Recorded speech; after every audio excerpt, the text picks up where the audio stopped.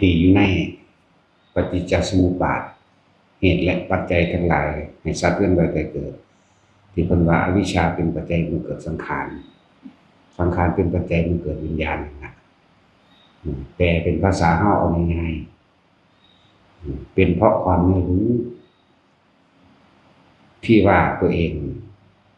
เป็นเพราะความไม่รู้ว่าตัวเองเป็นคนเห็นแก่ตัวจึงเที่ยวเวียนว่ายตายเกิดไปตามกรรมคือการกระทำโดยจิตเจตนา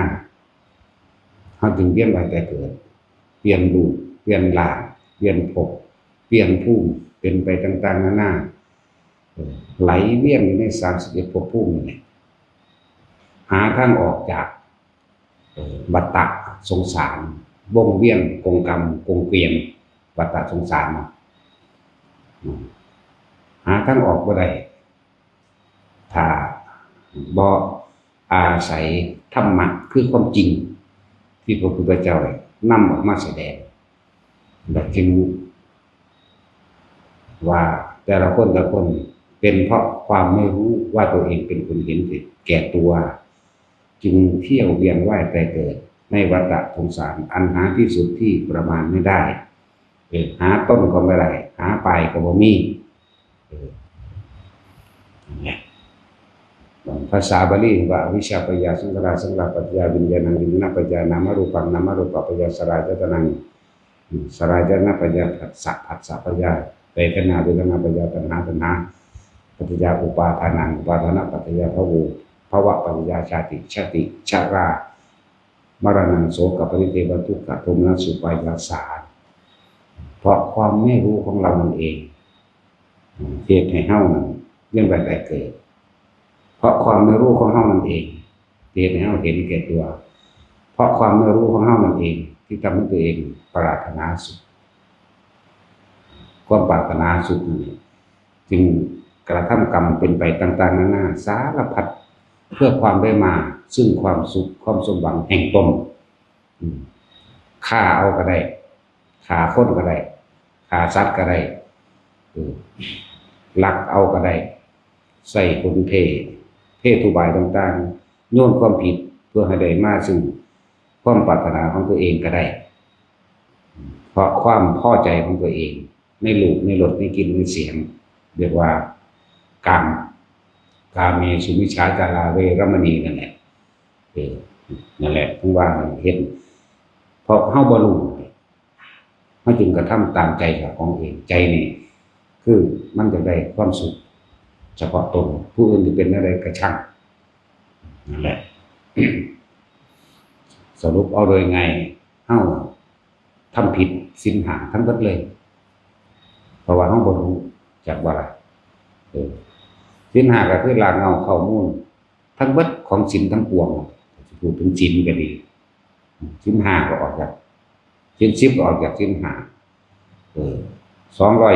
227ก็ออกจากศีลห้า311ก็ออกจากศีลห้าแม้กระทั่งว่ากฎหมายต่างๆก็ออกจากศีลห้าออกจากศีลธรรมคุณธรรมนี่เองไม่เป็นเครื่องปกครองประเทศไม่เป็นเครื่องป้องกันหรือเครื่องบังคับทำให้มนุษย์อยู่ร่วมกันได้ก็ออกจากศีลห้านี่กฎหมายยังก็แล้วแต่ก็ออกจากนี้นั่นแหละเป็นเพราะว่าเฮาบ่รู้เด้อถ้าบัดนี้เฮารู้แล้วถ้าเฮารู้แล้วเด้เฮาก็ต้องแก้ไขตัวเองแก้ไขความเห็นตัวเองแก้ไขปรับปรุงเปลี่ยนแปลงความคิดเห็นของเองแก้ตัวได้พิษได้ภัยเข้าใจบ่แก้ตัวได้พิษได้ภัยถ้าแก้ไขได้ทุกอย่างแม้กระทั่งพระนิพพานนั่นแหละปัญญูแล้วเป็นนางทั้งคือบ่มีความเพียรพยายามที่จะ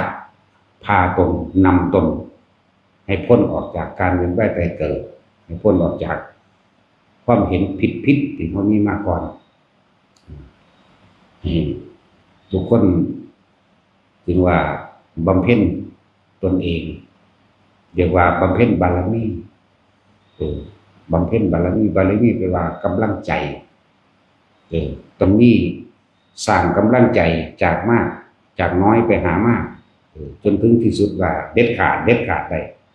ที่จะทิ้งทุกอย่างในความปรารถนาสุดตนเอง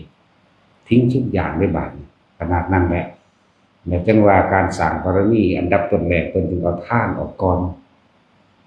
ท่านเป็นการให้เห็นความเห็นแก่ตัวของเจ้าของเองนี่เห็นบ่ล่ะเฮาบ่รู้ว่าเฮาเกิดมาเพราะว่าความเห็นแก่ตัวบัดนี้เพิ่นเลยให้เอาท่านออกก่อนอันดับหนึ่งก็อาหารเครื่องนุ่งห่มที่อยู่อาศัยตลอดทั้งยารักษาคนเจ็บปวดรักษาโรคนั่นแหละทางบ่จากบ้านมันคือเพราะว่าโรคมันรักษาบ่หายมันจะตายนำกันเลยเนาะแต่ว่าบรรเทาความเจ็บปวดคือสั่นแหละตลอดทั้งเครื่องอุปกรณ์ต่างๆในเครื่องอาศัยความสะดวกสบายสร้างความสะดวกสบายให้ท่านความรู้ท่านอาชีพอย่างต่างๆบอกอาชีพกับบุคคลผู้อื่นอันเป็นอาชีพสุจริตเพิ่นจึงเอาท่านขึ้นก่อนให้เฮาเห็นความยึดมั่นถือมั่นให้เฮาเห็นความเห็นแก่ตัวของเฮาให้เฮาเห็นความอยากของเฮาเองเด้ว่าเฮาสิตัดใจออกจากท่านจริงบ่นั่นแหละคนทุกมื้อนี่จึงท่านเพิ่มทุกข์เข้าใจว่าล่ะหวังผลในท่านมีจิตผูกพันในผลแห่งท่านท่านเรายังมีความเห็นแก่ตัวเอาของน้อยไปแลกของมากเห็นบ่ล่ะเอาใส่ซองมา100เอาคิดเบิ่งเด้อแต่ละคนเด้อเอาตามความเป็นจริงในประสบการณ์ของโลกใส่ซองมา100ยกจบใส่หัวขอตะบุตะพือสาธุเด้อผู้ขาผลทุกผลงานให้เถิดติดหนี้ติดสินหลายแท้ๆจักให้ถูกลอตเตอรี่แจ็คพอตคุณเด้เบาได้รางวัลที่1 6 ล้านเอาแมง180 ล้านธรรมดาเนาะนั่นแล้วท่านเพิ่มทุกก็เก่าเด้งทุกคณะนั้นทุกคณะที่ขอที่หวังนั่นแหละความเห็นแก่ตัวเข้าใจว่าล่ะนั่นแหละคือความเห็นแก่ตัวที่ตัวเองก็บ่รู้มันว่าแม่นแค่นั้นเด้นี่ปรารถนาความร่ำรวยเป็นอันดับหนึ่งเนาะน้องมันกันเป็นบริวารมันมาความสมหวังต่างๆนานาสารพัดเพราะว่าสิสมหวังเฉพาะตนเองว่ารวยเฉพาะตนเองเลยยังมาปัดให้แต่ของอีกบ่เจ็บบ่ไข้บ่ปวดบ่ป่วยอีกเด้เนาะวันนี้ขอให้ลูกเต้าเราหลานเหลนหล่อนอีกนี่ความเห็นแก่ตัวเห็นแก่ตัวทั้งเบิดเด้นั่นลูกเต้าเราหลานมันก็ออกจากตัวเฮาเองเข้าใจว่าล่ะออกจากตัวออกจากใจเฮาเองออกแบบไรล่ะแต่ที่แรกผู้หญิงกับผู้ชายมันก็อยู่ไผอยู่มันเอาผู้หนึ่งอยู่อเมริกาพุ่นเนาะผู้หนึ่งอยู่ประเทศไทยอยู่ไผอยู่มันบัดไปเห็นกันแล้วมันคืออยากได้บัดนี้นั่นแล้วก็ออกจากตัวมันก็ผสมพันธุ์กันแล้วก็ได้ลูกชายลูกสาวนะว่าซั่นลูกชายลูกสาวมันก็ไปผสมพันธุ์กันต่อมันก็ได้หลานได้เหลนนั่นไปหันละบัดบ่แม่นก็ขอให้เจ้าของกระจายออกไปตามบริวารเสนามานของเสนามานเด้อมันจักว่าล่ะเรื่องว่าท่านให้ทุกคนนึกเข้ามาเฮาท่านยังเห็นแก่ตัวอยู่เด้แล้วมันบ่แม่นแค่ว่าท่านแลกของท่านเอาหน้าก็มีเนาะท่านเลยยังไปเป็นเจ้าของท่านอีกอย่างหนึ่งเด้อยากให้เพิ่นใส่จังซั่นอยากให้เพิ่นใส่จังซี่นะว่ายังไปกำหนดกฎเกณฑ์ให้เพิ่นใส่แบบนั้นแบบนี้อยู่เนาะก็ซอยค่าน้ำค่าไฟอาจารย์ก่อนอย่างนี้อุ้ยก็สิบ่ใส่แนวอื่นบ่เนาะถ้าค่าน้ำค่าไฟบ่ให้ซื้อกระเบื้องสังกะสีแหน่ถ้าเฮาอยากใส่ซื้อผ้ามันนั่นเด้ซื้อสีดินมันนั่นเด้ซื้อรถซื้อน้ำมันมันนั่นเด้เนาะหลายๆอย่างถ้าอยากซอยเหลือคนทุกคนยากซอยบ่ได้บ่นั่นแหละอันนี้อธิบายให้ฟังว่าบ่ต้องไปกำหนดกฎเกณฑ์ให้เพิ่นใส่ดอก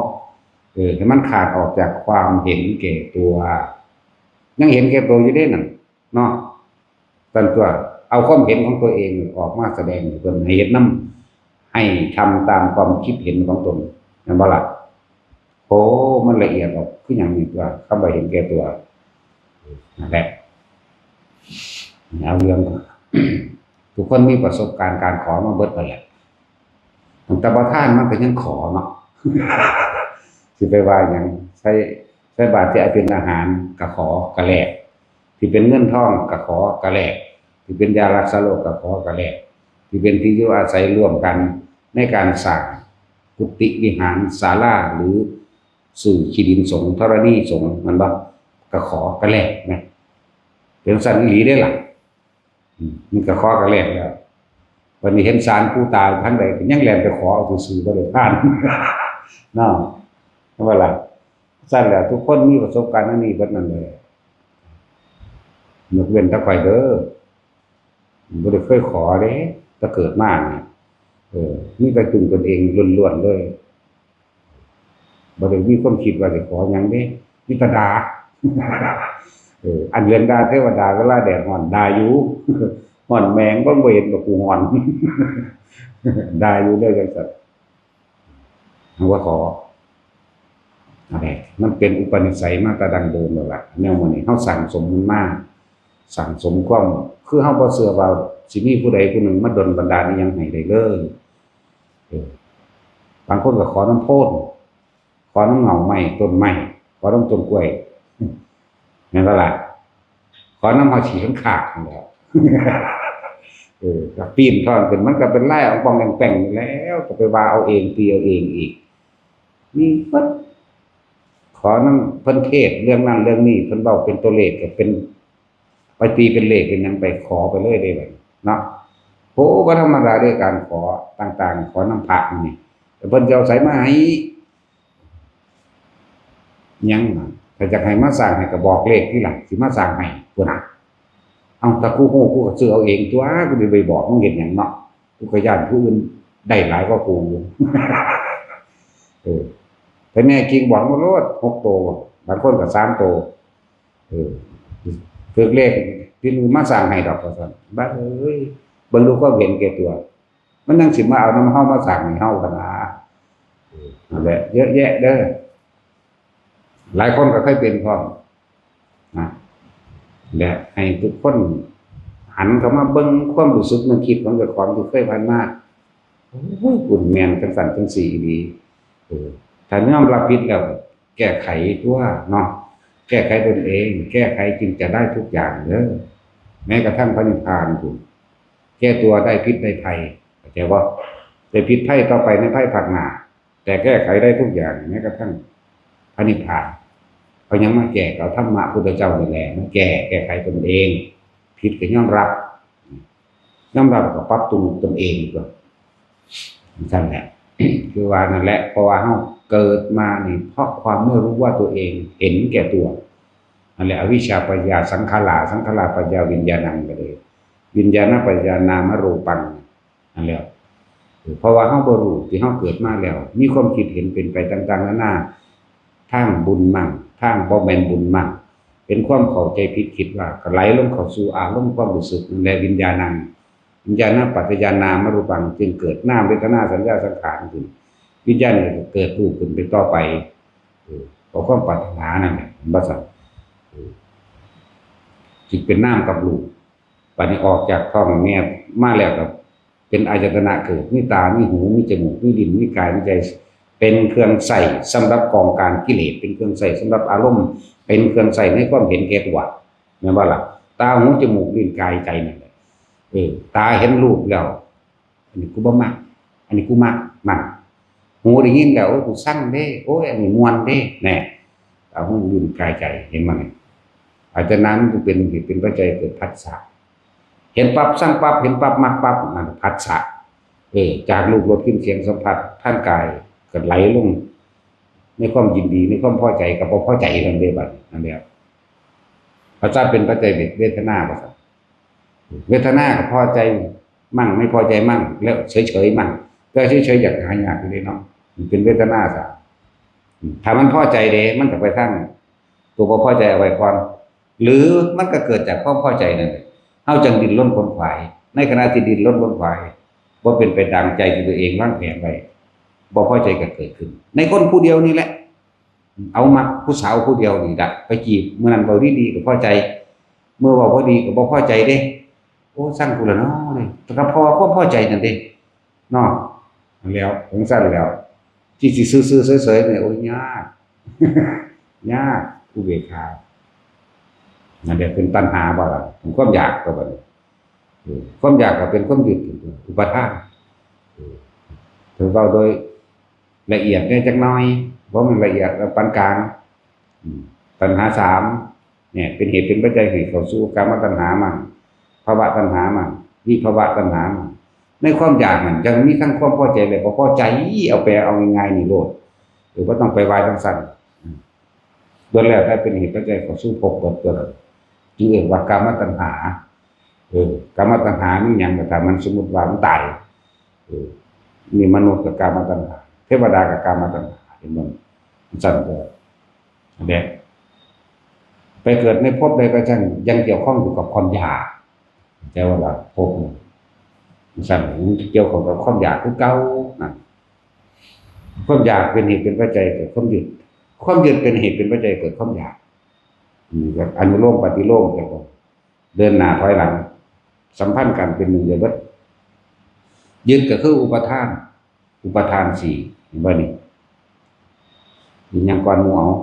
ทิฏฐุปทานมันยึดแล้วเอาความเห็นในความเป็นใหญ่เสรโพตุปทานจากสิ่งที่เคยได้ยินได้ฟังได้รู้ได้เห็นได้เคยกระทำมากามุปทานตามอารมณ์ของตนกามุปทานแยกออกไปอีกพอใจในรูปในรสในกลิ่นในเสียงในสัมผัสทางกายแล้วก็อัตตวาทุปทานความรู้สึกจากว่าอัตตะตัวตนแท้ๆมันสิแสดงออกมาทั้งปากทั้งสีหน้าสีตาเรียกว่าอะไรเอื่นว่าอัตตวาทุปทานอุปทานก็เป็นปัจจัยเกิดภพอยู่เนาะภพหยังแนวไหนสิเป็นกามภพบ่รูปภพหรืออรูปภพเข้าไปยึดนี่รูปรสกลิ่นเสียงก็ไปทางกามภพเข้าไปยึดในความสงบคุสมาธิจิตตั้งมั่นเอาเฉพาะความสงบมันก็เป็นรูปภพตัวเข้าใจว่ารูปภพบ่มีกามดอกมันเป็นอุเบกขาอันนี้หรืออารูปภพเด้ก็เข้าไปยึดในความสงบอันเวิ้งว่างลักษณะนั้นแหละจะเป็นอรูปภพถ้ามันมีตัวนี้แล้วที่สุดท้ายกชาติหมายถึงเกิดในวันถ้าเกิดแล้วก็จะมีความแก่นั่นชาติชรามรณะโศกปริคนมันบ่จากตายมันก็โศกเศร้าเลยแต่มันโศกเศร้าก่อนสิตายไปได้เลยใช่ว่าล่ะชาตินี่แปลว่าเกิดแล้วชรามรณะโศกปริเทวทุกข์นั่นโอ้โหสารพัดลำพึงลำพันน้ำผู้นั้นผู้นี้โศกเศร้าบ่อยากตายนั่นแหละปฏิจจสมุปบาท12อย่างหรือปฏิจจการ12นั่นแหละเหตุปัจจโยทุกอย่างมันมีจากเหตุคือความรู้มันเองนั่นแหละในความเห็นแก่ตัวของเฮาก็บ่แม่นเฮาสิเฮ็ดเฉพาะตัวเฮาได้บ่ถ้ามีลูกมีหลานต่อไปแล้วก็เฮ็ดเพื่อลูกเพื่อหลานเนาะพอความบ่รู้ของเฮาไปปล้นไปจี้ไปฆ่ามาก็ได้เนาะลักมาก็ได้บังคับข่มเหงขืนใจเขาเอามาก็ได้โกหกทำให้ผู้อื่นเสียชีวิตและทรัพย์สินคนเลวเพศตัวใบแม้กระทั่งโยนความผิดให้คนอื่นก็ได้เพื่อให้ได้มาบำรุงเลี้ยงซึ่งอัตตาตัวตนของเจ้าของเองบ่ว่าจะเป็นลูกบ่ว่าจะเป็นเมียผัวผู้หญิงกับผัวลูกเต้าเล่าหลานเลี้ยงหลานแม้กระทั่งญาติพี่น้องผู้เป็นพี่ชายน้องชายพี่สาวน้องสาวก็ว่าไปแม้กระทั่งมารดาบิดาในขั้นต่อไปวันนี้เฮาสิยกมาเอาเฉพาะถ้าเราเป็นมารดาบิดาไปแล้วเฮ็ดเพื่อลูกเพื่อเต้าโดยความบ่รู้นั่นบ่ล่ะฆ่าก็ฆ่ายังน้อยก็ฆ่าสัตว์มาปั่นกันกินนั่นว่าในภาษาก็ฆ่าคนก็ดีลักนี่สารพัดลักได้จังซั่นก็เฮ็ดผิดมาเบิดอันนี้จึงเป็นกรรมเกี่ยวกันบางทีมันก็มีความผิดจับได้ จริงๆมันก็ผิดอยู่แล้วมันให้ใจบัดนี้ก็เลยซอยเหลือกันเนี่ยเพื่อที่จะยกให้ตัวเองพ้นจากความผิดที่ตัวเองกระทำเห็นบ่ได้เกิดความสมรู้ร่วมคิดกันระหว่างพ่อแม่ลูกญาติพี่น้องพ่อแม่ลูกญาติพี่น้องต่างๆสมรู้ร่วมคิดกันนั่นแหละกรรมมันเลยเกี่ยวกันอย่างว่าล่ะนี่แหละคำว่าเรามีกรรมเป็นเผ่าพันธุ์เรามีกรรมเป็นทายาทเผ่าพันธุ์คือการกระทำร่วมกันด้วยจิตเจตนาสมรู้ร่วมคิดซึ่งกันและกันเมื่อสมรู้ร่วมคิดกันกรรมมันตกแล้วมันสำเร็จแล้วเป็นทายาทก็คือสิ่งที่ตัวเองทำไว้นั่นแหละเฮาต้องเป็นผู้รับมันเองเด้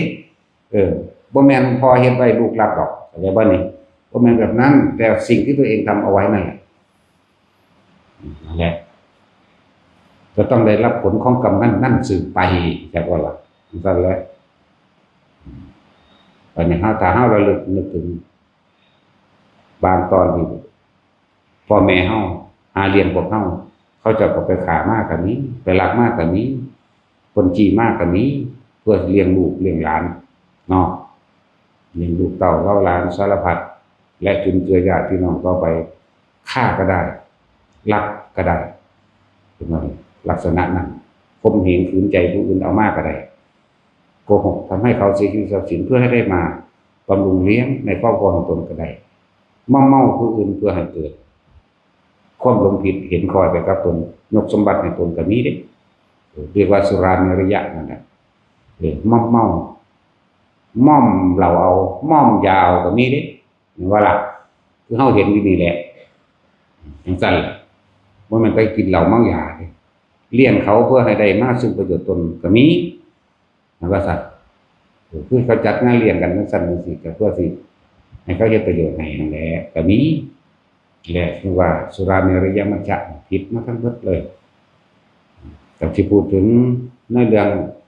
ของคำว่าแต่ก่อนเราไม่รู้แต่ก่อนเฮาบ่ฮู้หรือว่าเฮาเป็นคนเห็นแก่ตัวแล้วเฮาก็บ่ฮู้มันก็เฮาเอาตัวเองนี่เป็นพ่อเป็นแม่มาแล้วเฮาก็เห็นแก่ตัวเพื่อที่จะนำมาเลี้ยงซึ่งลูกอันบ่บัดนี้ตอนนี้เฮาเป็นพ่อเป็นแม่แล้วเฮามาคิดถึงพ่อแม่เฮาก็แบบนี้แหละบางอย่างก็ผิดพลาดไปแล้วอันนี้สิเว้าในแง่ของความกตัญญูสำหรับบุคคลผู้ต้องการทดแทนบุญคุณมารดาบิดาเด้อเพิ่นก็มีความรักความปรารถนาหวังดีกับลูกนี่เพิ่นถึงเฮ็ดแบบนั้นมาเหมือนกันแต่ว่าของบางอย่างมันก็ผิดพลาดไปแล้วพ่อแม่เฮาอาจจะตกในนรกมกใหม่อาจจะเป็นเปรตอาจจะเป็นเดรัจฉานเนาะอาจจะแต่ผู้เพิ่นเป็นเทวดาอินพรหมไปก็ดีแต่สำหรับบุคคลผู้อยากตอบบุญแทนคุณของมารดาบิดาเลยว่าเฮาบ่อาจสามารถสิไปแก้ไขต้นเหตุมันได้ต้นเหตุมันคือกรรมคือการกระทำของตนเองแต่ว่าโดยเจตนาหลายอะไรอย่างเพิ่นก็หวังให้ได้มาเพื่อเลี้ยงลูกเลี้ยงหลานแต่ว่าล่ะผิดพลาดไปแล้วอาจจะตกนรกไปแล้วสิคนที่ต้องการจะตอบบุญแทนคุณมารดาบิดาก็15ค่ำเดือน7มีแค่ปีละครั้ง15ค่ำเดือน7เป็นวันจุติจิตของพระเจ้าเป็นพุทธาธิษฐานไว้เด้มันธรรมดาเด้เป็นพุทธบารมีเป็นพุทธาธิษฐานกุลบุตรทั้งหลายผู้มีชีวิตสืบไปในภายภาคหน้า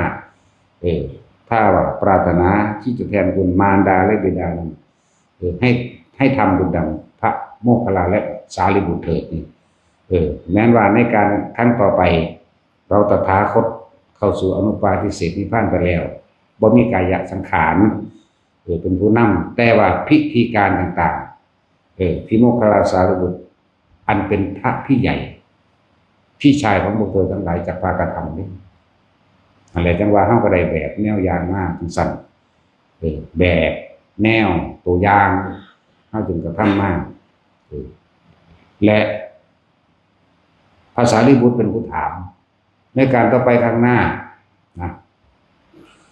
กุลบุตรทั้งหลายที่ปรารถนาจะต้องแทนคุณของมารดาบิดาจักได้เหมือนจักได้ดุจดังว่าเหมือนพระพุทธองค์ยังทรงพระชนชีพอยู่หรือไม่พระเจ้าข่าวเป็นเช่นนั้นนั่นแหละจังหวะที่พาเหตุมาเลยแต่ละคน บาดนี้บ่แม่นแค่เฮาได้เฮ็ดให้กับพ่อแม่ในชาตินี้เด้7ชั่วโคตรอย่าลืมด้วยบางคนพ่อแม่สละชีวิตตนเองให้ลูกเข้าใจบ่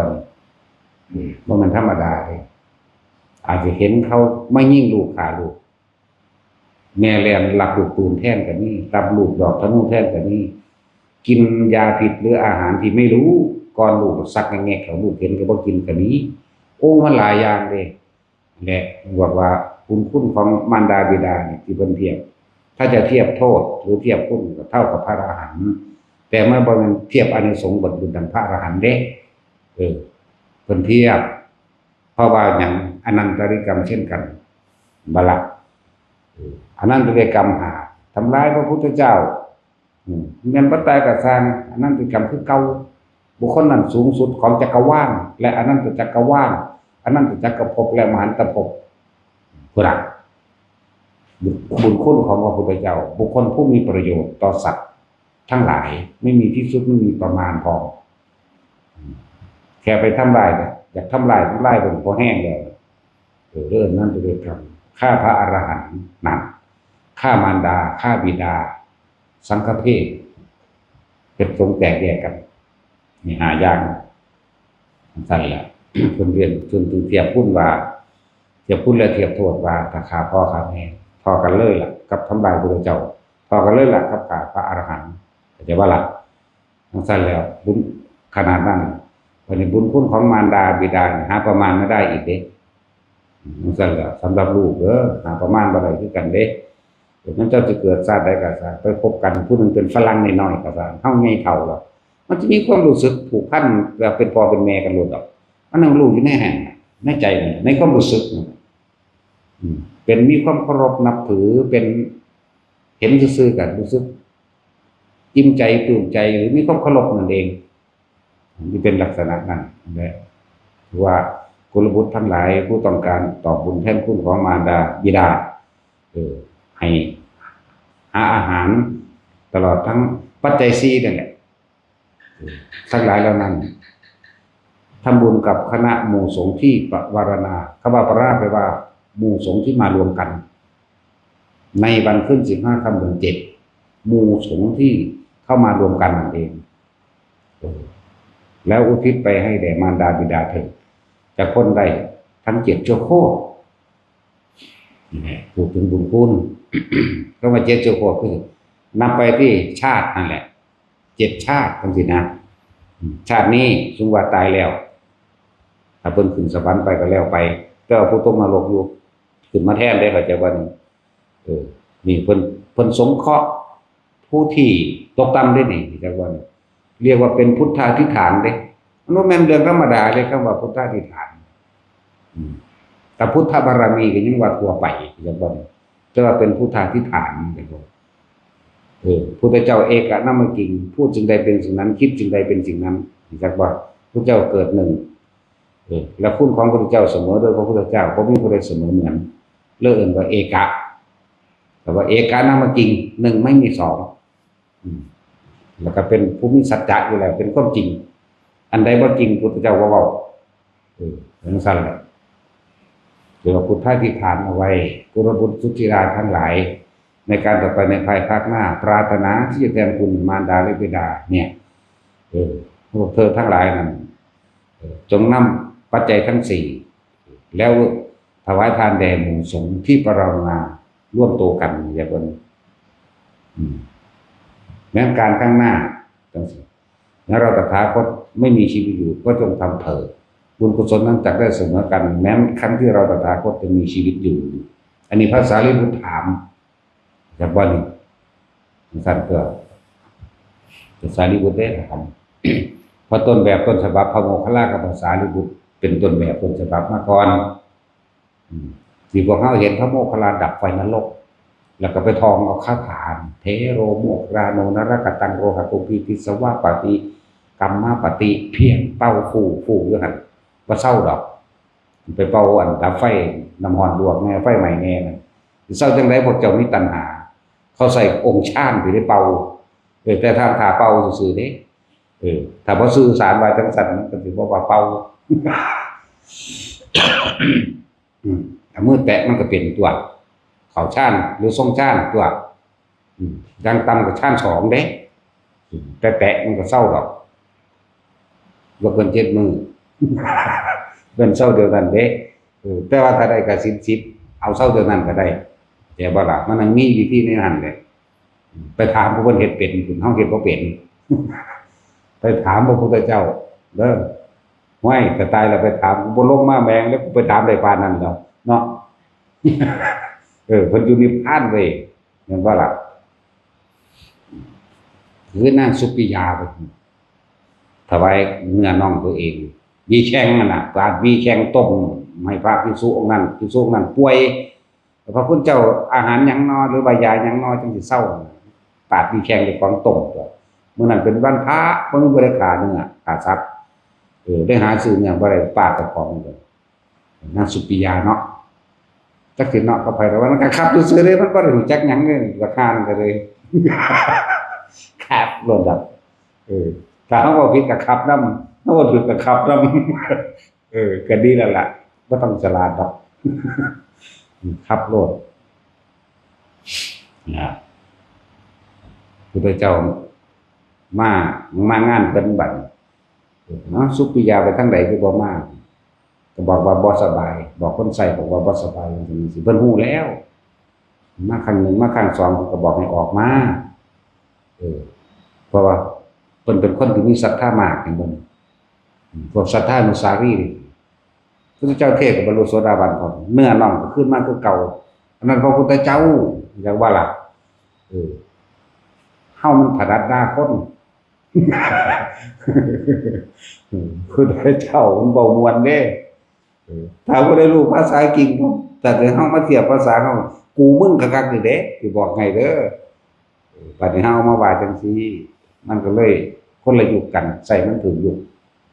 ในภาษาสู้เจ้าตนกูคักๆนี่แล้วกูสิถือว่ามึงนั่นแหละเป็นสรณะของกูถือพึ่งมึงเด้อเด้คนเว้ากับพระพุทธเจ้าทันทีจักว่ากูนี่ล่ะเอามึงเป็นที่พึ่ง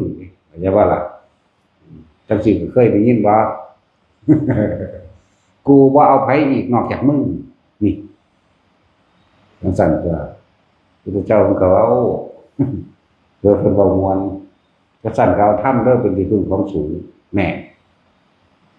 บุญกับบาปสูเฮ็ดมาอันใดหลายกว่ากันมันก็เว้าจังซี่นั่นแหละพวกเฮาอาจจะบ่เคยได้ยินไดบ่แม่นดอกปานว่าเพิ่นเห็นเนาะแต่ว่าบ่แม่นก็เลยแม่นว่าต่อบ่แม่นดอกเดาเอาเด้อนั่นว้ายบ่เห็นบ่เว้าเด้จังซั่นตัวเฮาบ่อาจสามารถที่จะไปเห็นเพิ่นได้ดอกถ้าเพิ่นบ่มาให้เห็นเรียกว่าล่ะเฮาบ่มีปานนั้นดอกจังซั่นถ้าเพิ่นสงเคราะห์เห็นได้เพิ่นบ่สงเคราะห์ก็บ่เห็นนอกเรื่องอีกแล้วจังมาเขาก็เถียงถามว่านิพพานแล้วไม่ปรากฏเอาอีกแล้วเนาะบอกตาบอดจังซั่นแหละสุบ่เด้อลูกพี่ไปลูกพี่นั่นเด้ออ้าวใส่ดนตรีให้เด้ออีเวนต์มันไปใส่ระบบค่าก็เลยนะได้ปรารถนาสิแทนคุณมารดาและบิดาได้เจ็บเจ้าโพดกันในมื้อนั้นน่ะเฮาก็สิทำตามเก่าเพิ่นนั่นแหละคือว่าคนที่เริ่มต้นตั้งใจมาแล้วที่สำคัญห้ามแลกของเด็ดขาดเข้าใจบ่ทุกคนที่ฟังทั้งอยู่บ้านทั้งอยู่ต่อหน้าต่อตาเดี๋ยวนี้ห้ามแลกของห้ามปรารถนาสิ่งใดๆทั้งสิ้นบ่ต้องมีความปรารถนาใดเลยตั้งใจไว้ว่ามื้อนี้ว่ากูจะมาทำทานทำบุญทำทานอันนี้หวังอุทิศให้แก่มารดาบิดาเฉพาะตั้งไว้แนวนี้เลยบ่ต้องว่าเพื่อนั่นเพื่อนี่บ่ต้องไปแลกให้อายุยืนนี่ก็แลกของแล้วจักว่าล่ะ1,000 ปีแงกกินข้าวตั้งสายางก็สิเอาอยู่บ่เนาะก็สิอยากยืนอีหยังก็ได้บ่ได้มองเห็นความทุกข์ในการเกิดนั่นจังซั่นล่ะตั้งใจไว้ในใจเงินมาบ่ได้ก็โอนเงินแหละถ้าโอนทองได้ก็โอนจักว่าล่ะเอาเบิดจักว่าล่ะ จังซั่นก็ตั้งใจไว้มันเป็นเครื่องแทนปัจจัย4จากอะไรมันเลยฮอด4มันตัวนั่นล่ะว่าถ้าอาหารยาละโซห้องที่ย่อใส่รถมันก็เป็นไปได้เครื่องอำนวยความสะดวกทานอันเป็นที่ว่าสิ่งอันเป็นที่รักของตนสิ่งอันที่มีค่าแก่ตนบางรู้มันสิเห็นแก่ตนอยู่บ่ทานออกมาตัวแต่ยังปรารถนายังแลกของนั่นแหละความเห็นแก่ตัวใช่ว่าล่ะฉะนั้นอย่าแลกอย่าไปหวังผลให้ท่านว่าเขาให้ได้นั่นเป็นหนี้เบิดหนี้เบิดสินนั่นแหละก็จะไปหาว่าตั้งใจเลยผู้มาบ่ได้อยู่เมืองนอกนั่นแหละเอาเงินตาตั้งประเทศนะเฮาสั่นตัวตั้งใจไว้ขอผลทานบุญกุศลกรรมดีที่ข้าพเจ้ากระทำนี้จงถึงแด่มารดาบิดาของข้าพเจ้าขอมารดาบิดาข้าพเจ้ารับแล้วจงมีความสุขเถิดสาธุจบแค่นี้ใจว่าล่ะแค่นี้เด้อพวกอาตมาแล้วผู้มาสิมันสิมีอีหยังหลายอย่างกว่าผู้มาได้เห็นกับตาล่ะมันสิมีอีหยังหลายอย่างกว่าอยู่ดอกมันก็ได้เห็นกับตากับหูเฮาได้ยินกับหูเฮาแหละต่างอยู่ว่าอานิสงส์ต่างอยู่ตอนได้ฟังเทศน์ได้เห็นสดๆเวลามาเห็นพระสงฆ์ของเจ้าหลายๆนี่มันเกิดความปลื้มปิติขึ้นเด้น้ำตาไหลก็มีให้ไปก็มีเด้คนลุกคนพองสยองก้าวซื่ออื่นตื่นตันเข้ามาจุกอกเข้ามาอึอะเข้ามาบ่ได้มันเป็นหรอกบางคนก็เกิดคนลุกทั้งงอนนี่นะเหมือนกับบุตรดังว่ามารดาบิดามาลูบผมลูบหัวแย่ว่าล่ะเอาในพระธรรมบทมีเด้ภาษาดิบุตรแย่ว่าล่ะแม่เพิ่นซาดนั่นแหละที่ว่าได้กินมูดกินคูดกินชิมูกน้ำลายกินสมองหมากินยังว่าไปทั่วทีพอได้รับส่วนบุญของลูกก็มาลูบหน้าลูกก็ลูบหัวลูกก็แม่เว้ยมันสิเป็นอีหยังลูกพระอรหันต์ก็หันตัวกับลูกเขาเนาะจังซั่นยังมาลูบน้ำงอนนี่ลูบไหล่ลูบแขนเด้คนมันเจ็บปวดทุกข์ทรมานมานานมันธรรมดามันได้พ้นขึ้นมาล่ะเกิดไปเป็นนางฟ้าผู้สวยผู้งามลูกตอนกระเฒ่าได้บัดนี้แม่นอยู่ลูกน่ะกระเฒ่าแล้วแล้วว่าจะไปทั้ง70แล้วก็ตอนนั้นก็เลยที่อุทิศให้แม่นั่นน่ะซั่นแล้วมาลูกเอ้ยขอบคุณหลายๆด้วยกันนั่นลูกน้ำไหลน้ำตึกกอดแต่ว่าเป็นนางฟ้าเป็นสิ่งพวกเฮาบ่เห็นเพิ่นนั่งสัมผัสข้างบนอยู่ดอกพวกเฮาก็มีสัมผัสได้คือกันในมือจังสั่นแต่ใส่บาตรก็คนลุกจวดแล้วเด้อสิบอกให้แต่ใส่บาตรก็ยืบหน้าเป็นเม็ดต้นโตแต่เลี้ยวเห็นภาพเพิ่นก็มันจะให้บ่แห้งนั่นล่ะเอาบ่ก็บ่แม่นโอ้ยหล่อคนมาฉีดตัวคนมาเด้นะผมบ่ได้เว้าไผเสือได้เว้าให้ฟังซื่อเนาะแต่ตัวมาเจ้าพวกเจ้าอยากรู้จักพวกก็มาพิสูจน์เอาตัวเนาะซั่นตัวพิสูจน์เอาอันตัวจะรู้จักด้วยตนเองเฮ้ยบ่แม่นดอกบ่กูไปเบิ่งกันหน้าตัวเนาะมันเป็นดอกบัดนั่นแหละ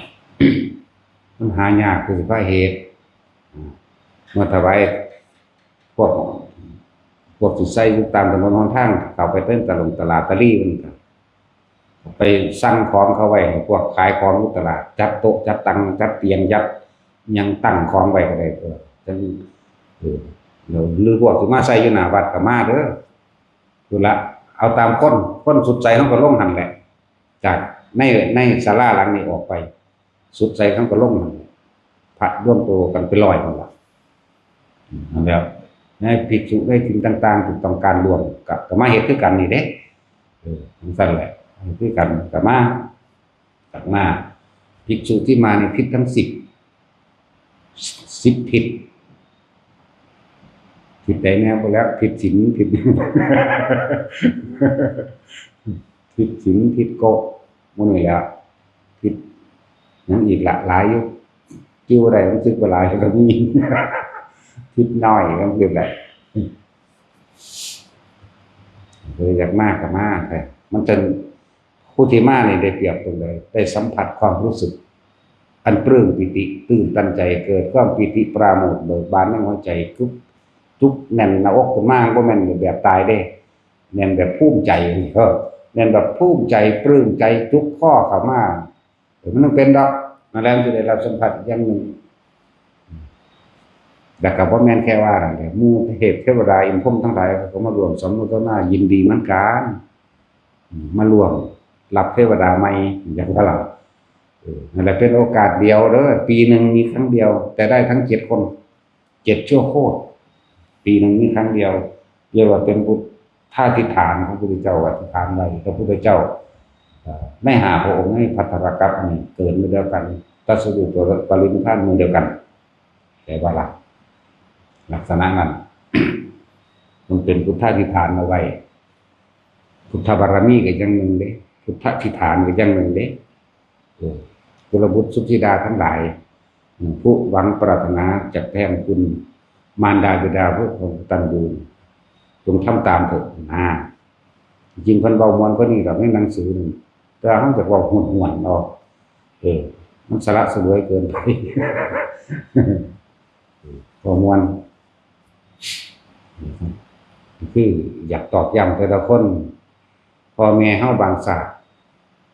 รัดลูกปืนแทนรัดลูกดอกธนูแทนบางที่งาใหม่พกใหม่หักใส่แลนรัดแทนสุกสมัยซุมื้อนี้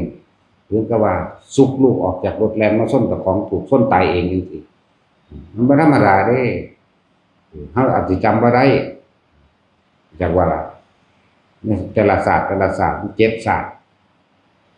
7ชั่วโคตรผู้ที่ตกนรกผู้ที่เป็นเปรตต้องสิขึ้นเบิดผู้เป็นเทวดาหยุดไปก่อนจากว่าสมมุติว่าแม่ตานี่ในนรก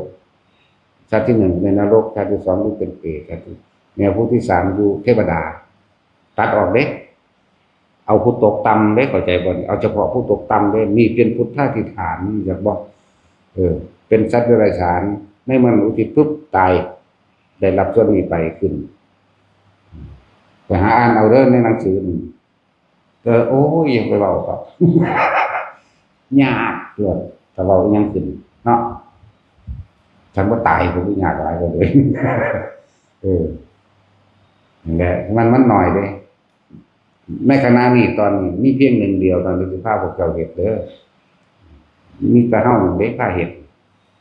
คนละอันนั้นเด็กกับฟันเปิด3 แดนโลกธาตุของหลวงตามันเป็นหมายถึงแม่ตายได้นั่นน่ะอีแม่ใหญ่แป้งตายได้นั่นน่ะของแรกเลยก็แม่กูกันเนาะ เห็นกันแล้วยาแท้งตายแล้วเปิด3 แดนโลกธาตุของเพิ่นยังถือโอกาสนั้นทำบุญอุทิศให้กับหมู่สรรพสัตว์3 โลกธาตุแต่นี่บ่แม่นเปิด3 โลกธาตุแต่ว่าเป็นบรรจุปิจิตของ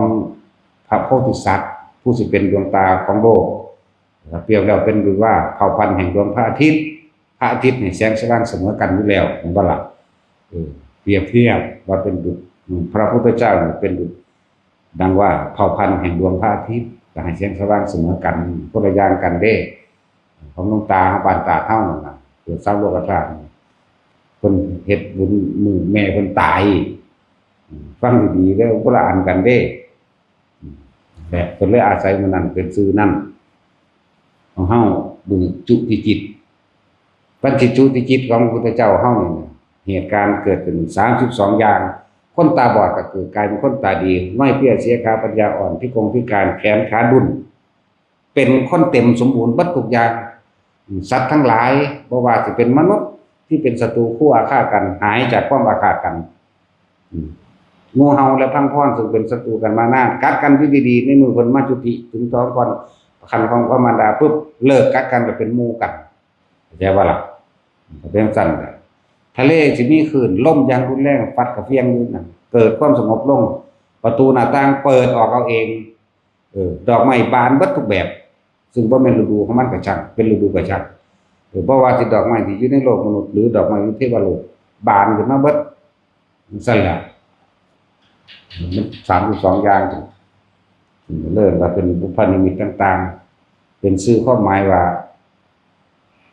พระปัญญาหรือพระผู้มีพระภาคเจ้าอันเป็นเผ่าพันธุ์แห่งพระอาทิตย์ได้เกิดขึ้นแล้วแสงสว่างได้เกิดขึ้นแล้วความมืดหรืออวิชชาที่ถูกปิดบังมานานจะได้เกิดขึ้นเพราะอาศัยพระสัพพัญญูอาศัยร่าง ของพระโพธิสัตว์นี่เพื่อจะนำโพธิปัจจะธรรมทั้งหลายอันเป็นเครื่องตรัสรู้นำหมู่สัตว์ทั้งหลายให้เข้าสู่ความหลุดพ้นจากการเวียนว่ายตายเกิดนั่นแหละและโอ้ยหลายกว่านี้สาระสลวยก็ยังหนึ่งจังไรทุกคนเห็นความสำคัญของพ่อของแม่เขาไงของแม่ของพ่อเขาไงบางศาสตร์กันคือว่ามากบางที่บนแน่เด้ในศาสตร์นี้คนตายไปแล้วเกิดเป็นงัวเป็นควายไม่เฮาใส่ก็มีเด้ระวังก็จักสิวางเลยแล้วมันบ่มีหูทิพตาทิพกูเบิ่นเนาะสงสัยแหละพอแม่เฮาตายปุ๊บกินฮอดไปเกิดน้ำลูกของเฮาเองไปเกิดเป็นหลักเป็นนั้นแม่นบ่ล่ะจังซี่ก็มีเด้บางทีก็ไปเกิดเป็นลูกควายตัวนั้น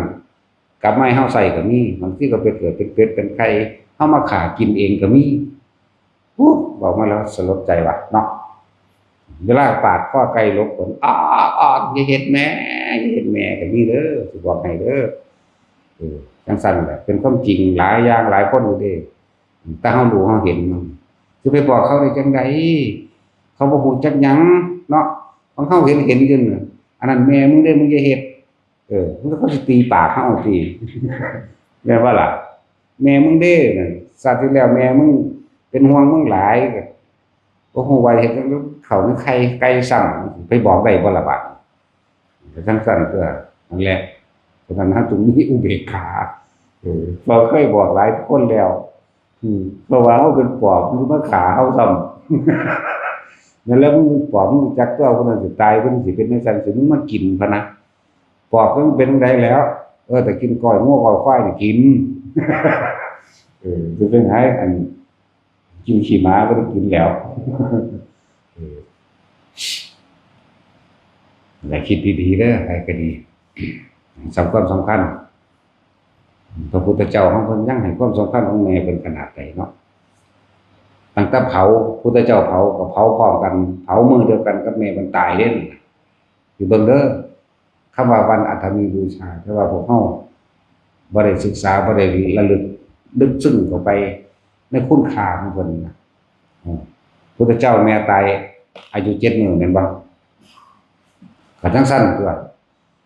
บัดนี้พุทธเจ้าตายแล้วเวลาไปเผา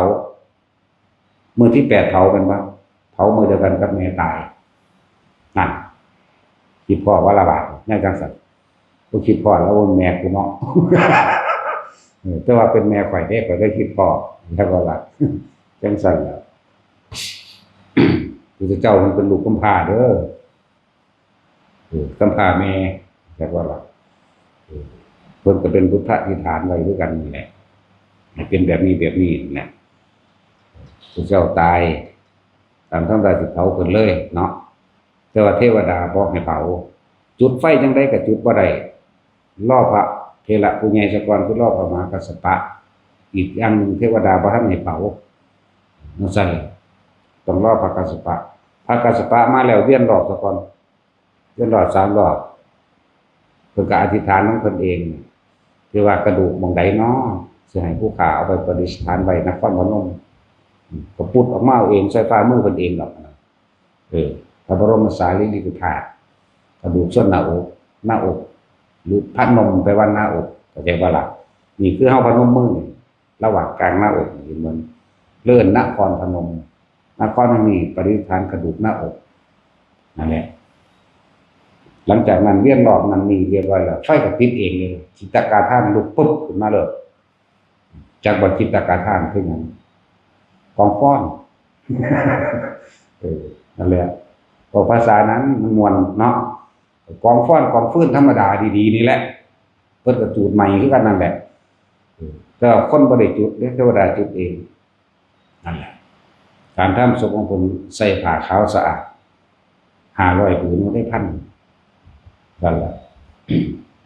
แต่ก็ได้ร่างขนาด1,000ไว้เบิดเด้อพอพระกัสสปะมา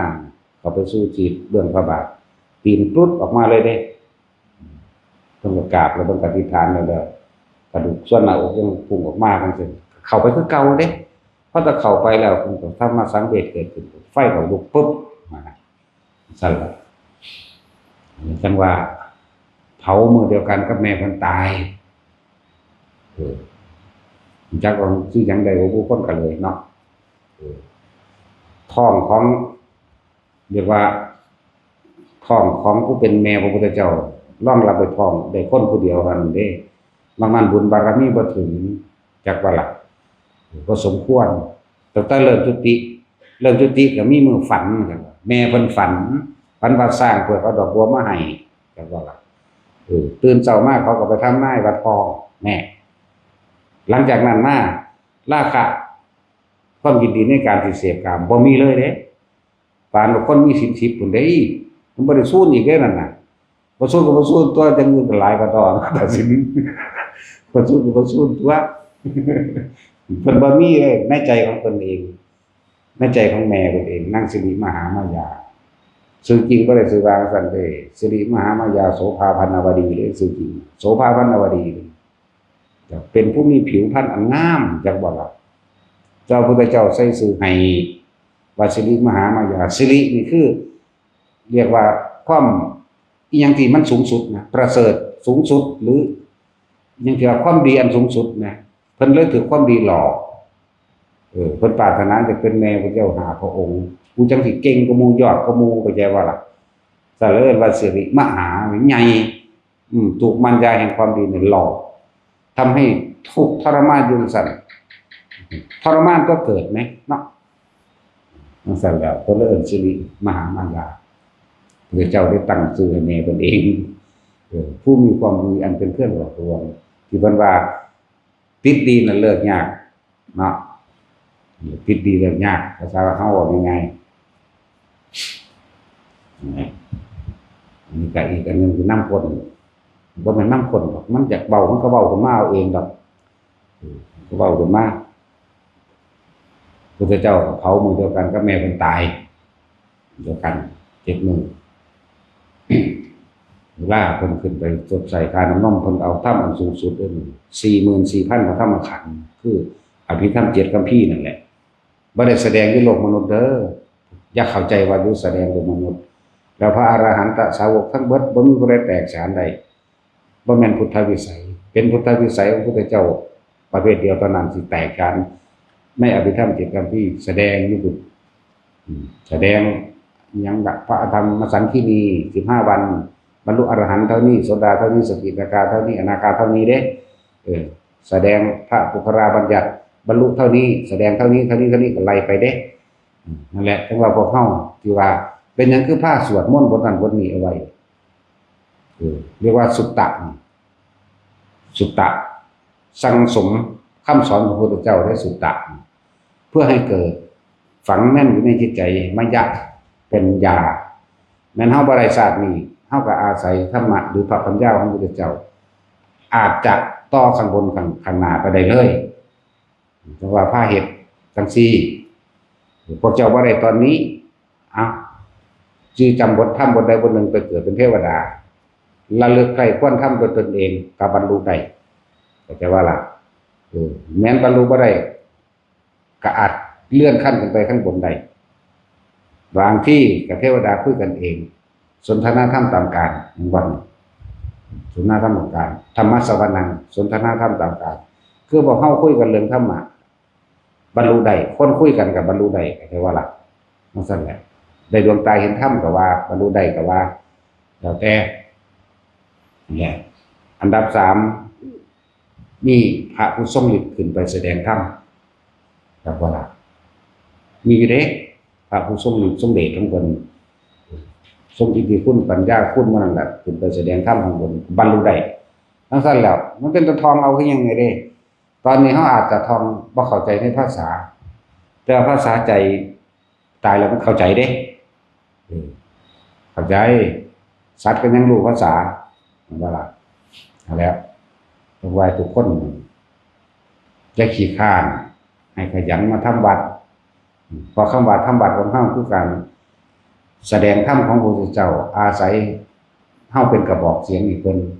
ว่าธรรมะทั้งหลายเฮาบ่รจนาเองเป็นดอกเฮาบ่อาจเขียนเฮาบ่อาจรู้ตนเองดอกเฮาอาศัยพระปัญญาของพระพุทธเจ้าเฮาอาศัยความรู้ของเพิ่นให้ขยันสวดขยันท่อง มันก็คล่องปากขึ้นใจเมื่อมันคล่องปากขึ้นใจแม้นบ่รู้ภาษากะสร้างมันต้องสิรู้ดอกตนต่อไปตายซะก่อน แต่ว่าท่องปากแล้วก็ขึ้นใจพร้อมแล้วเฮาคือบ่ทำความรู้แจ้งแทงตลอดด้วยความเห็นเป็นอดีหมายถึงรู้ความหมายในคำที่พระองค์ทรงสอนเป็นอย่างดีแน่มันก็ได้เปรียบ2อย่างตัวตอนนี้เฮาก็รู้แล้วใกล้ควรตามคำสอนของเพิ่นหนังสือทุกเล่มเฮาก็แปลให้คักปานนั้นตัวแม่นบ่ล่ะแปลโอวาทปาติโมกข์มันเฮาแปลเต็มเด้สิบอกแปลเต็มๆเลยเด้เพิ่นให้อยู่โดยชาติทรงชาติแบบนั้นทรงชาติแบบนี้นี่ว่าซั่นก็อ่านเบิ่งแปลนะครับแปลมันนั่นให้เป็นเครื่องอยู่เป็นวิหารธรรมเด้แม่ว่าซั่นวิตกวิจารณังอุปสมะอัจตังสัมปสสะปนังเจกโสเอโกติภาวาอภิตรังอภิเชรังวิเวกจัมปิติสุขังปัตมังชานังอุปสัมปจาวิหารตินั่นวิหารติอันเป็นเครื่องอยู่วิหารน่ะวิหารกับวิหารติปีกยายังละบัดนี้ต่อไปก็บางองค์ก็อยู่ในชั้นที่1บางองค์ก็อยู่ในที่2บางองค์ที่3บางองค์ก็ที่4เพิ่นสอนส่วนมากก็แค่4นึงดอกจักบ่ล่ะอันพวกนั้นคือพวกเขาเจ้าได้มาแต่เก่าก่อนดอกพวกอรูปชาตินั้นใดใช้วิธีนึกเอาก็ได้พูนอากาศพวกนี้บางสุดจักสิสุดบางใดพวกเจ้าหาบางสุดของอากาศดูนั่นแหละก็เป็นอรูปชาติเองภาษาบาลีว่าอากาสานัญจายตนะอันที่2วิญญาณัญจายตนะความรู้สึกนี้ก็หาที่สุดไม่ได้ก็เว้าไปถึงโอ้ที่บอกไปยังบอกว่าพ่อกำกานี่แหละไปเลยเนาะในไปยังเลยถ้าตัวมันจริงน่ะ อันตัวมันจริงก็ขับรับเอานั่นตัวแต่ของบ่รู้จริงๆขับรถอันตัวนั้นจะขับเร็วหลายจะทรงจำคล่องปากขึ้นใจต่อมาเฮามีคำแปลนี่แทงตลอดด้วยความเห็นหมายถึงรู้ความหมายสรุปความหมายสรุปความเห็นลงใดเป็นผู้มีความเห็นตรงจริงตามประสบการณ์จริงของชีวิตตนลงตัวบอกมานี่คือเบิดนั่นภาษาแปลเอาตัวในหนังสือนี่เอาคือจังบทอนัตตลกนสูตรมีอีหยังบ่เสื่อมสลายมีหยังบ่ตายมีหยังบ่ดับอนัตตานั่นเองมันบ่ล่ะจักขุสมิงตินิพินทติเวทนายะปินิพินทติแม่ว่าสัตว์แปลเอาตัวนี่อันนี้ก็ดับอันนี้ก็ดับอันนี้ก็ดับตาหูจมูกลิ้นกายใจหรือสิว่าท่านเราเข้าใจดีก็เอาในอธิตปริยายสูตรตัวเป็นของร้อนตานี่เป็นของร้อนเพราะหยังร้อนเพราะไฟคือราคะร้อนเพราะโทสะร้อนเพราะโมหะบ่สัตว์ทั้งตัวเดี๋ยวราคะกินาโทสะกินาโมหะกินาแม่ว่าสัตว์แล้วก็พากันแปลเอานี่โอ้ยมันสำคัญแล้วล่ะเพราะต้องเรียนรู้มากก็ได้ดอกธรรมจักรปวัตนสูตรก็บ่ต้องไปแปลเอาฮอดอันภูมิมานังเทวนังสัตตังสวาจาตุมหาราชิกาเทวาสัทธามนุษย์สาเวตุงวหันตวาไปก็ได้อันนี้เพิ่นรจนาแต่งต่อซื่อๆเด้แต่ว่าก็เป็นจริงดังนั้นเป็นจริงอยู่แต่บอกหมายถึงพระอรหันตสาวกหรือพระพุทธเจ้าอาจจะเปิดให้เสียงการแสดงธรรมแห่งเราตถาคตดังขึ้นไปสู่อากาศเทวดาทั้งหลายมีจาตุมมหาราชิกาเป็นต้นเมื่อพวกเทวดาสัญจาตุมได้ฟังแล้วก็ส่วงสองสาธุการเสียงดังกระหึ่มขึ้นไปสู่ดาวดึงส์เสียงดังกระหึ่มขึ้นไปสู่ยามาดังขึ้นไปสู่ดุสิตดิมมาปรานิมดังขึ้นไปสู่พรหมโลกถึง16ชั้นนั่นแหละบ่ถ้าว่าดังขึ้นไปถึงอรูปภพก็ดังแต่ว่าเขาบ่มีหูอรูปภพมันบ่มีหูหรอกพวกนั้นมันสิงอยู่ซื่อๆดอกอรูปภพอายุมันยืนมันเข้าใจว่าสุดแล้วสำนั้นแต่ว่ามันบ่แก่บ่เจ็บบ่ตายมันเข้าใจตายเลยที่บัดนี้จักบ่ล่ะเกิดแล้วก็ต้องเดินทางเข้าไปสู่ความตายคือเก่าเกิดในอรูปภพก็ดีเขาเข้าใจว่าเป็นนิพพานแล้วมันยืนมันเป็นอสงไขยอายุเขานั่นภพยังว่าสงไขยก็แม่นอยู่มีอยู่แต่ว่าเป็นกลับซะก่อน1กลับ2กลับ4กลับ8กลับ6กลับไล่ไปจนถึง16กลับถึง1อสงไขยก็ว่าไปไว้แต่มันฮ้อนนั่นอนาคามีสุทธวาสหาสั้นเลยตอนใดก็ทางแม่มันน่ากูบ่มาเกิดแล้วเนาะเท่าใดก็ตามเด้บัดนี้มันบ่มาแล้วแม่มันบ่มีตัณหาราคะให้มาแล้วแม่มันบ่มีความยินดีพอใจในรูปรสกลิ่นเสียงบ่ได้นั่นน่ะนั่นแหละ บางองค์นี่อุปหัจจปรินิพพายีจังซี่คือว่าสิ้นก่อนหมดอายุของพรหมชั้นนั้นจากว่าล่ะนั่นแหละเจ้าสิเว้าอีหยังคือว่าล่ะแต่ชื่อเจ้าทองได้จักอันบ่เด้อนี่สิว่ามานี่โอ้ยบักอามนั่นซั่นแหล้วปานนั้นกลุ่มแปรเขาฟังว่าซั่นอยากจะผิดเนาะอุทันคโตโสอุปหัจจปริภายีย้านตะผิดเนาะแล้วบางผู้ฟังบ่จักหยังสุงลึงนั่นแหละทุกคนสำรวจตัวเองเด้อนึงเราเกิดมาเพราะความไม่รู้ว่าตัวเองเห็นแก่ตัวมีความอยากปรารถนาสุขเฉพาะตนทำได้ทุกอย่างแต่ว่าเฮาก็ไม่รู้อีกว่ากรรมในการกระทำของเฮาเองที่กระทำกับบุคคลและสัตว์ทั้งหลายสุดท้ายแล้วย้อนกลับขึ้นมาให้ผลแห่งตนถ้าผู้ใดจะพ้นกรรมทั้งหลายที่กระทำมาย่าออกจากลมหายใจเป็นที่หนึ่งจากบาลาอาศัยร่างกายทำบาปก็ได้ร่างกายทำบุญก็ได้แต่ว่าร่างกายบ่ฮู้ว่าบุญบ่ฮู้ว่าบาปเข้าใจว่ากายบ่ได้ฮู้จักหยังเด้อไม่รู้บุญไม่รู้บาปใจต่างหากเป็นผู้สร้างมันเข้าใจว่าล่ะ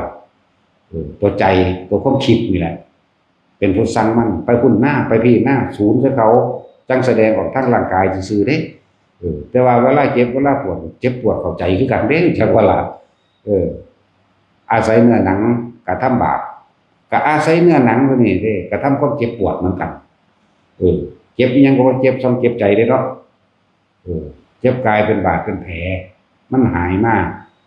มันก็หายได้แต่ว่าเจ็บใจนี่หายยากเลยเนาะมันสั่นแล้วฝังเข้ากระดูกดำว่าเด้ความอาฆาตบาดหมางบ่จักอภัยเขาคืออภัยเราเด้อนั่นแหละพยายามวางจิตเป็นกลางให้เป็นเฮาก็อาศัยเห็นบ่เพิ่นว่านามมารูปเพิ่นว่านามก็บอกตัวใจนี่เวทนาสัญญาสังขารวิญญาณนี่นามเป็นเหตุเป็นปัจจัยให้เกิดรูปนี่รูปคือกายเฮาเองนามกับรูปเห็นบ่นี่สะกอนอันเฮาก็อาศัยนามคือความคิดเฮาเองพยายามสกัดกั้นบ่มันคิดไปไหลไปทางต่ำบ่มันไหลไปทางที่จะฆ่าเพิ่นจะตีพวกนี้ศูนย์หรือว่าสาบแช่งนี่ก็ว่าไปเพราะว่ามันสิทำลายตัวเฮาก่อนเด้เวลาเฮาโกรธเกลียดแค้นไปกระชากคนที่ถูกทำลายที่หนึ่งคือตัวเราเองนั่นละสัตว์นั่นแล้วร่างกายบ่รู้เรื่องเลยมันก็บ่ต่างจากต้นไม้ใบไม้เด้ใบไม้มันก็ป่งกันมาแล้วเนาะแต่สุดท้ายมันก็เหลืองเหี่ยวแห้งล้นเราเองกายก็เหมือนกันแต่ว่ากายอาศัยใจเป็นเครื่องบังคับควบคุมไป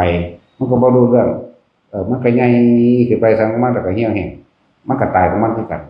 แต่เฮาเข้าไปยึดเอาในกายนี่พี่ฉะนั้นเฮาก็ถืออันนี้เฮาก็อาศัยกายนี่แหละเป็นเครื่องออกจากทุกข์ได้เหมือนกันเมื่อใจและกายพาสร้างทุกข์สร้างศาสตร์สร้างภพต่างๆเฮาก็อาศัยกายออกจากทุกข์ด้วยสติปัฏฐานที่กายเวทนาจิตธรรมเวทนาจิตกายอาศัยลมหายใจเป็นเครื่องลืมเป็นเครื่องละเข้าใจบ่โลกสอนให้จำนะว่าโลกมันสอนให้จำจดจำผู้นั้นเฮ็ดใส่กูผู้นี้ใส่กูจำว่ากูอยากได้นั่นกูอยากเป็นนี่ดิ้นรนค้นขวายเนาะแต่ว่าธรรมสอนให้ลืมเด้จักว่าลืมอดีตลืมสัญญาเวทยิตานิโรธสัญญาคือความจำได้หมายรู้บัดทุกอย่างนั่นแหละรูปรสกลิ่นเสียงสัมผัสอารมณ์ความรู้สึกสัญญาเห็นได้สิดับได้ก็จะคิดดิก็เลยต้องอาศัยลมหายใจเป็นเครื่องหลอกเป็นกุศโลบายหลอกบ่ให้คิดถึงสิ่งนั้นสิ่งนี้บุคคลนั้นบุคคลนี้บ่ให้คิดถึงเรื่องเก่าๆนั่นแหละผู้ใดจะพ้นจากกรรมเก่าได้บ่ต้องไปผู้ใดไปแก้กรรมให้เฮาดอกมันแก้บ่ได้เฮาต่างหากต้องแก้เองแก้โดยบ่แก้โดยบ่คิดก็คือกลับมาลมหายใจก่อนนั่นแหละถ้าจะลืมเรื่องเก่าๆถ้าจะแก้กรรมเก่า เดี๋ยวว่าล่ะกลับมาลมหายใจมันก็แก้เองมันก็ลืมของเองเดี๋ยวว่าล่ะมันลืมเองดอกนั่นแหละเป็นวิธีที่เฮาพ้นออกจากความเวียนว่ายตายเกิดได้